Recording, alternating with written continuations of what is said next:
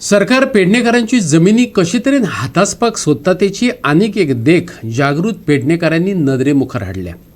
चांदेलच्या survey number 19तली reserve फॉरेस्टाची 70,000 square metre जमीन ताब्यात घेवपा खातीर झाडांची बेकायदेशीर कत्तल चलयल्या। थळाव्यांनी त्या विरोधात कोर्टात वचून सरकाराक दणको दिवपाचो निर्धार केला।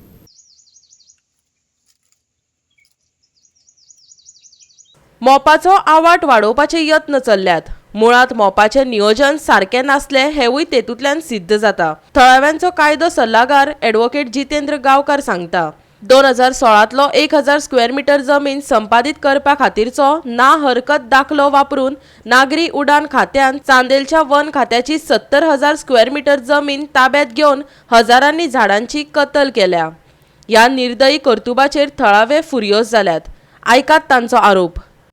सगळ्यांक खबर आसा की मोपा एअरपोर्टाचें काम जोरान चल्लेलें आसा आनी सरकाराक खंयच्याय परिस्थितीन 15 ऑगस्टाक हो सुरू करचो आसलो, पूण काही कारणास्तव तो फुडें धकल्लो। पूण एक गजाल सगळ्यांच्या निदर्शनाक हाडून सोडटा, ज्या टायमाचेर सुप्रीम कोर्टान मान्यता दिल्ली नॅशनल मोपा एअरपोर्ट फुडें वयचो म्हणून, आनी ते निवड्यान जे एनवायरमेंट क्लियरन्स दिले ते तेंच्यांनी ग्राह्य धरून जर हेतून ह्या प्रोजेक्टान जर आनी कितें बदलाव जातलो जाल्यार एनवायरमेंट क्लियरन्साची गरज आसा अशें स्पश्ट म्हटलेलें आसलें त्या निवड्यान। आनी जे एनवायरमेंट क्लियरन्स पयलींच्या प्रोजेक्टाक जो आराखडो पयलीं केल्लो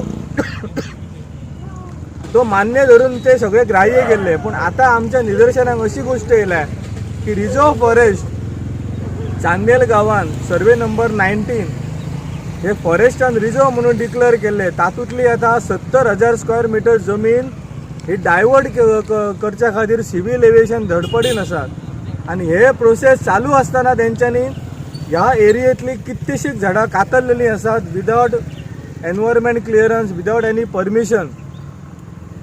सो अशे अंधाधुंद वेपार आतां करपाक लागल्यात। हो मुद्दो आमी न्यायालयान व्हरतलेच, पूण असो मुद्दो लोकां पर्यंत पावोवपाक जाय कित्या खातीर की हो सरकार बारीक लोकांचो विचार न करता आयज रिझर्व फॉरेस्टान गेल्ले आसा, फाल्यां सकाळी दुसऱ्याच्या प्रायवेट प्रॉपर्टीन सुद्दां वचपाक हे फाटीं फुडें पळोवचे ना। निर्दयपणान अशे दिसा येता आमकां पेडण्यान म्हालान तरी सरकार कितको निर्दय आसा, बारीक लोकांचो विचार न करता बुलडोजर चलयता मेळत त्या वाटेन।